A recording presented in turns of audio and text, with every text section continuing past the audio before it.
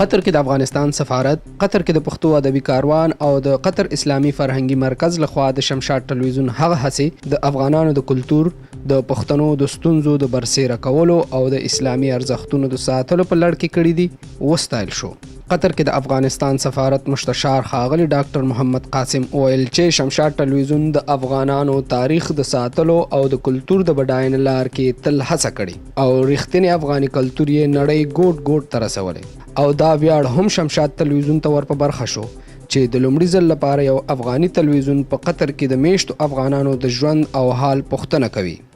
تاسو د غریب قطر ته د هیر شوي قطر ته تاسو دومره توجه وکوله چې زما په خیال باندې به دا په د تاریخ کې اولین تلویزیوني ټیم وي چې راغلی ده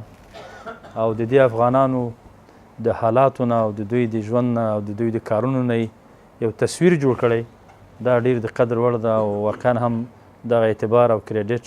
دا ستاسو لپاره ده او دا د تاسو ته مبارک شي. قطر کې د پښتو ادبي کاروان مشر زاهد خان ناریاب د میډال ورکولو په ترڅ کې وویل چې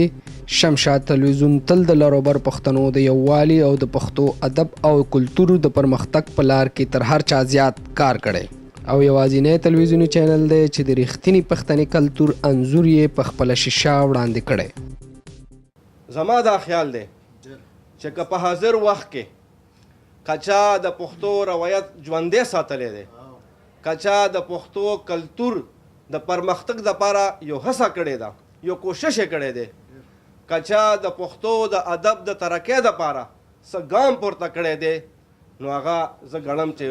صرف اور صرف شمشاد دی. په دغه غونډه کې ادیب او لیکوال فیروز خان افریدی، حاجی مظفر خان، حاجی زر محمد، حاجی رحمت، حاجی معراج او زدران درویش نور پښتنو مشرانو هم د شمشاد ټلویزیون د خپرونو ستاینه وکړه او شمشاد ټلویزیون یې د لر او بر افغان وطن ریښتینې هنداره وبلله. د شمشاد ټلویزیون په استازیتوب محمد نسیم پښتون، د سفارت مستشار ډاکټر محمد قاسم همت، د پښتو ادبي کاروان او د پښتو ادبي ټولنې قطر او په قطر کې میشتو ټولو افغانانو او پښتنو مننه وکړه چې شمشاد ټلویزیون هڅې یې ستایلي او زیاته کړه چې د شمشاد ټلویزیون ستاینه د دې دلالت کوي چې په قطر کې افغانان او په خاصه توګه پښتانه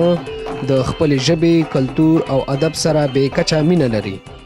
زه په قطر کې د افغانستان د اسلامي جمهوریت د سفارت او د پښتو ادبي ټولنې او همداراز په قطر کې د میشتو افغانانو څخه ډیره زیاته مننه کوم چې د شمشاد ټلویزیون هغه هڅې چې د پښتني او افغاني کلتور د بډاینې او پرمختګ لپاره کوي وستایلي. د یادونې وړ ده چې شمشاد ټلویزیون د افغانستان لومړی پښتو ټلویزیوني چینل دی چې په ټوله نړۍ کې خپرونې لیدل کیږي او د نړۍ په ګوټ ګوټ انګلستان، اروپا، استرالیا، منځني ختیځ کې میشتو افغانانو د پښتنو ستونزې، ادبي، کلتوري او سیاسي غونډې د خپل سکرین له لارې خپرې کړي. کیمرامین صبور خان سره مشتاق احمد عادل، شمشاد ټلویزیون، دوحه، قطر.